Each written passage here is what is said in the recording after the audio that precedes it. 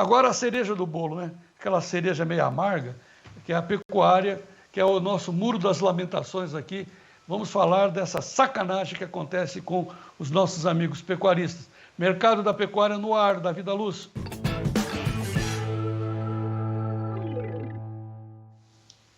Tá certa essa colocação que eu fiz, Sérgio, que há uma forma de negociação com os pecuaristas que a gente não pode aceitar, que não é correta? É exatamente isso. E, infelizmente, como você mesmo disse, parece até um muro das lamentações, quando a gente traz aquilo que está acontecendo no mercado. Né? Falar para agradar o pecuarista, mostrar que a situação não é favorável no momento, os preços estão em alta. Não estão em alta. A faca está nas costas do pecuarista, a indústria está aproveitando quanto mais ainda melhor, no caso da visão deles, né? E não pensam no dia de amanhã, não, pelo contrário. Né? E o produtor, por sua vez, né, dentro dessa situação toda, poderia fazer essas operações aí, pelo menos garantir, né, João Batista? Fazer uma garantia de preços, isso você sempre tem alertado, você junto com o Maurício Bellinello. É uma hora de reverter essa situação e não lamentar o leite derramado, João Batista. Ô Sérgio, você sabe, eu não posso me aguentar, eu tenho que dizer, cara, são os anos de experiência, compromisso com a verdade. Aquele outro órgão de imprensa, que é a assessoria de imprensa dos oligopólios, né, que fica passando pano, está dizendo que os preços estão estáveis. Estáveis aonde, cara pálida? Larga de ser, tenha vergonha na cara. Né, Serginho?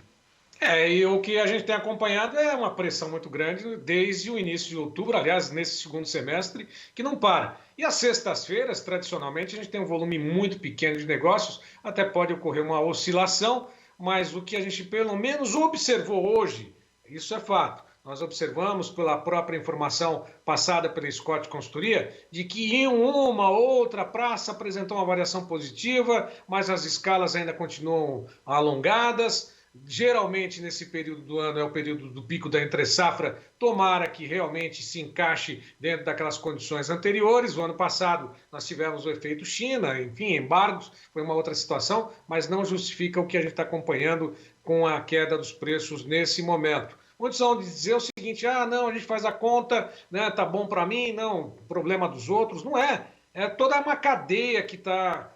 que deve, né, devia estar azeitada, né, funcionar normalmente, da cria, da recria, da engorda, né, para a indústria e para o consumidor, que está tendo aí um problema, uma cisão nesse sentido. E é lógico, a gente sabe onde está o problema, né, quem pode mais, manda mais, pressiona mais, e a gente sabe que a indústria tem, nesse momento, essa condição de oferecer ou ofertar menos pelo produto de qualidade que é ofertado para o mundo todo. João Batista. Serginho, mas assim, só para completar, você vai mostrar agora os preços a futuro na B13. Serginho, para novembro, nós estamos em outubro, para o final do mês que vem, a arroba está sendo negociada a 297,50.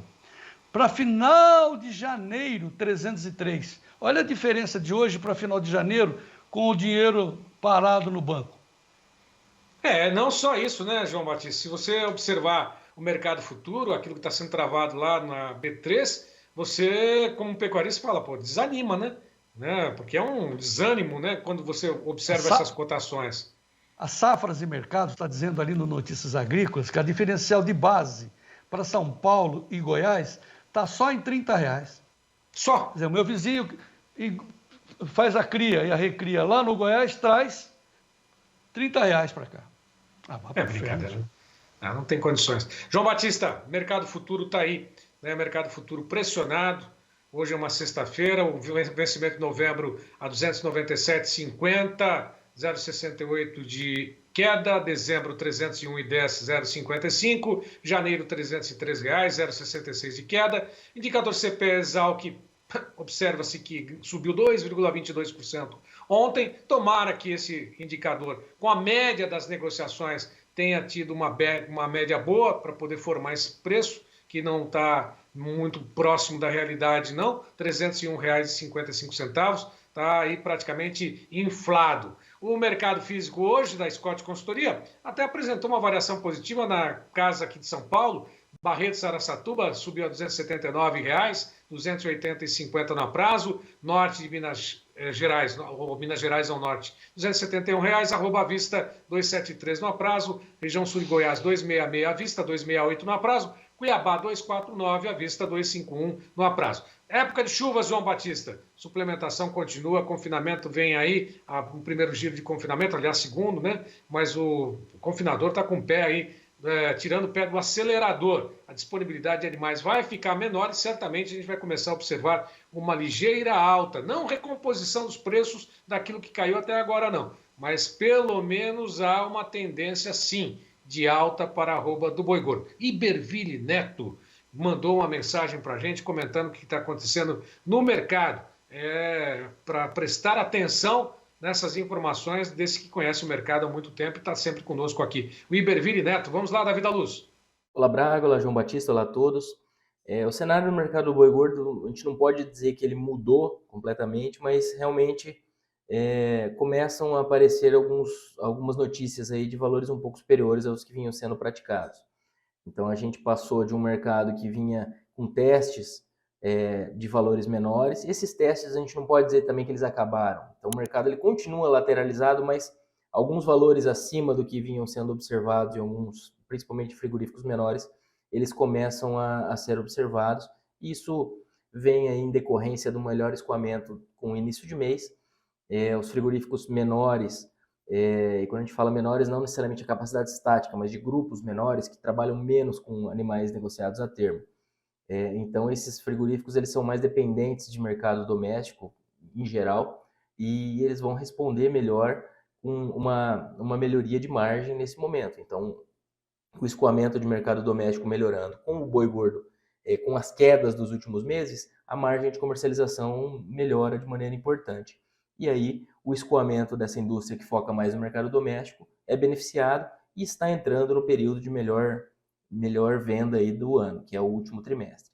Então, talvez nós tenhamos aí algumas semanas e meses, inclusive, mais firmes, com possibilidade de alguma valorização. É cedo de dizer que a cara do mercado mudou, é cedo para dizer isso, que a cara do mercado mudou, mas frente ao que nós observamos nas últimas semanas, nos últimos dias, a gente está começando a sentir aí um início de ganho de firmeza nesse mercado. Isso principalmente em frigoríficos que não possuem boiadas a termo. Quando a gente vai para as indústrias que trabalham com essas programações, ainda existem escalas bem confortáveis sendo observadas em algumas regiões e algumas plantas. Mas quando a gente começa a ter também frigoríficos mais apertados, o mercado começa a se movimentar mais e a coisa vai ganhando ritmo.